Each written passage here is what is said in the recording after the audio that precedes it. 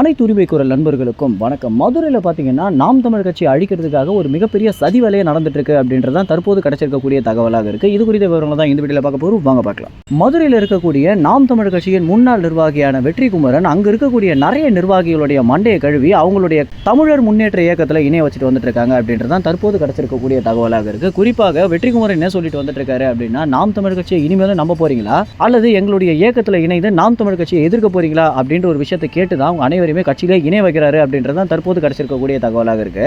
மதுரையில் இருக்கக்கூடிய முக்காவாசி நிர்வாகிகள் ஏற்கனவே வெற்றிக்குமரன் பக்கம் சாஞ்சிட்டாங்க அப்படின்னும், இதற்கு முன்னதாக மதுரையில் சீமானுக்கு இருந்த ஆளுமை தற்போது இருக்காது அப்படின்றதான் கள நிலவரமாகவும் இருக்கு.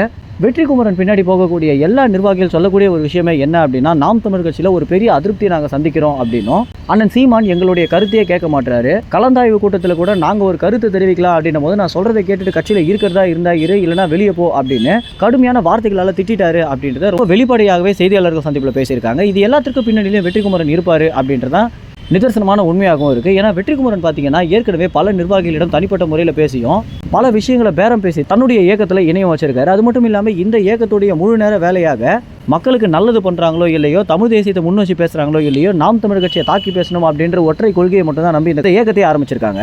வெற்றிக்குமரன் போக போக ஏன் தான் இப்படி ஆயிட்டாரு அப்படின்னு நாம் தமிழ் கட்சியுடைய நிர்வாகிகள் அனைவருமே கவலை தெரிவித்திருக்கக்கூடிய நிலையில அவர் கட்சியில் இருக்கும்போதே நாம் தமிழ் கட்சிக்கு உழைக்கிறதை விட ஒரு தனி மனித விளம்பரத்துக்காக தான் அதிகமாக உழைத்திருக்காரு அப்படின்னு முன்னாள் நிர்வாகிகள் கூட பார்த்தீங்கன்னா செய்தியாளர்கள் சந்திப்பில் பேசிட்டு வந்துட்டு இருக்காங்க.